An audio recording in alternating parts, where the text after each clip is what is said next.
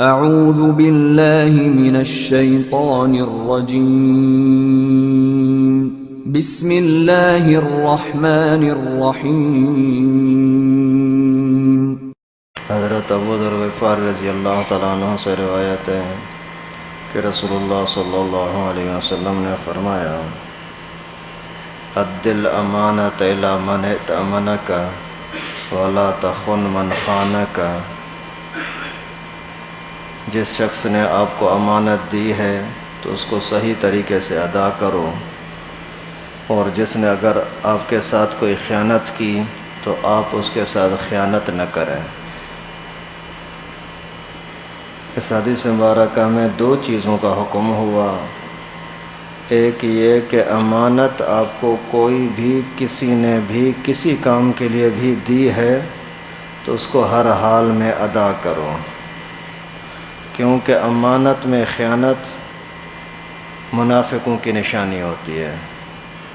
امانت میں خیانت کرنے کی وجہ سے آدمی ایمان کی برکتوں سے محروم ہو جاتا ہے، پھر نتیجہ یہ ہوتا ہے کہ آہستہ آہستہ وہ ایمان ہی سے محروم ہو جاتا ہے۔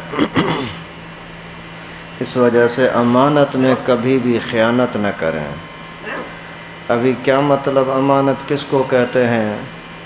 ہر وہ چیز جس کے بارے میں دنیا میں یا آخرت میں پکڑ ہو سکے، کوئی پوچھ گچھ کر سکے کہ یہ ایسا کیوں نہیں کیا، یہ ایسا کیوں کیا، یہ امانت ہے۔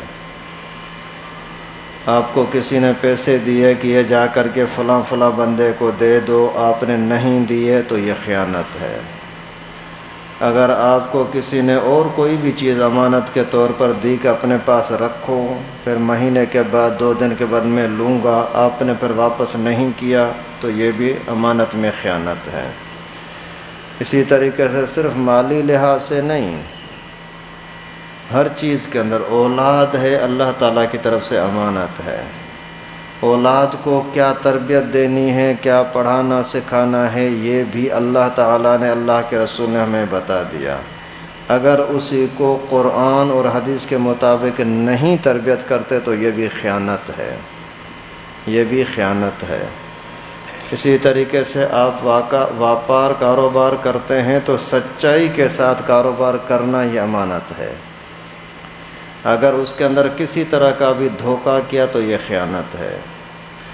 آپ کہیں کوئی کام کرتے ہیں، ڈیوٹی دیتے ہیں، تو جس کام کی آپ کو تنخواہ ملتی ہے وہ کام اگر پورا نہیں کرتے تو یہ خیانت ہے۔ اسی طریقے سے ہر چیز میں اس کا آسان حل یہ ہے کہ آپ کو کسی بھی معاملے میں اگر الجھن ہو رہی ہے تو علماء سے پوچھیں، آپ کی رہنمائی ہو جائے گی۔ دوسری چیز پیغمبر کریم نے فرمایا، لا تخن من خانک۔ اگر آپ کے ساتھ کوئی خیانت کرتا ہے تو آپ کسی کے ساتھ خیانت نہ کریں۔ مثال کے طور پر آپ کو کسی نے کوئی سامان وغیرہ کہیں سے لیا، آپ کو 100 روپے کے 5 نوٹ ملے، ایک جعلی نوٹ آپ کو کسی نے دے دیا۔ ابھی آپ کو پہلے پتہ نہیں لگا، بعد میں آپ نے سوچا ارے یہ تو جعلی ہے، ابھی آپ بھی پھر بیچ کے اندر ملا کر کے کسی اور کو دے دیں، یہ جائز نہیں ہے۔ تیرے ساتھ خیانت ہوئی، یہ تیری بے وقوفی ہے، خود توجہ کیوں نہیں کیا۔ ابھی اگر تو کسی کے ساتھ خیانت کرتا ہے تو خیانت کا گنہگار تو بنے گا۔ اس وجہ سے کسی بھی معاملے میں خیانت نہ کریں، امانت کی پاسداری کریں، خیانت نہ کریں۔ خیانت بھی ہر چیز کے اندر ہے۔ ابھی یہاں بیٹھے بیان ہو رہا ہے، ابھی کوئی بندہ ایک دوسرے کو اشارے کرنے لگے، یہ خیانت ہے۔ اگر کوئی بندہ اندر کمرے میں بیٹھا ہوا ہے چھپ کر کے اندر دیکھتا ہے، یہ خیانت ہے۔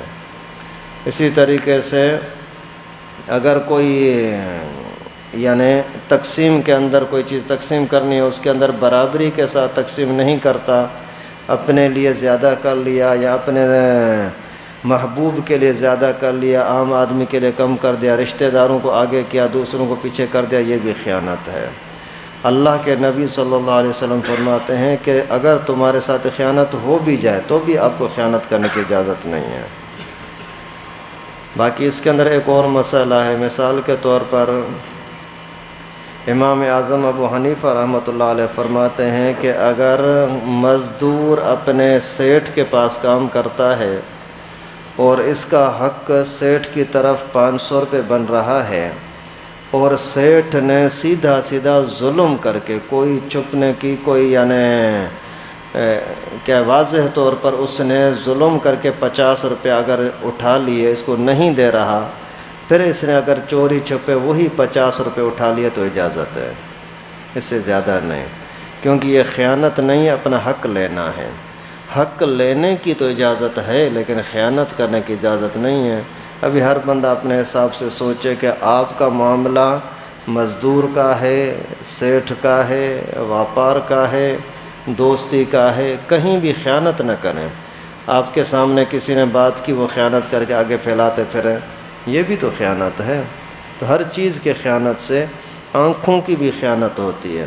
اللہ تعالیٰ آنکھوں کی خیانت کو بھی جانتے ہیں۔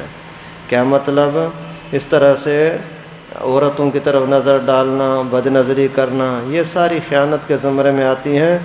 خیانت کی سزا پہلے نمبر پر یہ ہوتی ہے کہ ایمان کی برکتیں ختم ہو جاتی ہیں۔ پھر بھی اگر یہ سدھرتا سمجھتا نہیں ہے تو پھر ایمان ہی سے ہاتھ دھونا پڑتا ہے۔ اللہ تعالی ہماری حفاظت فرمائے۔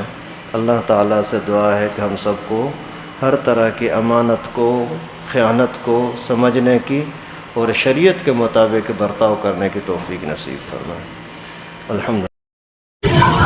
لائک کریں ہمارے چینل کو اور سبسکرائب کریں اور بیل آئیکن کو دبانا نہ بھولیں۔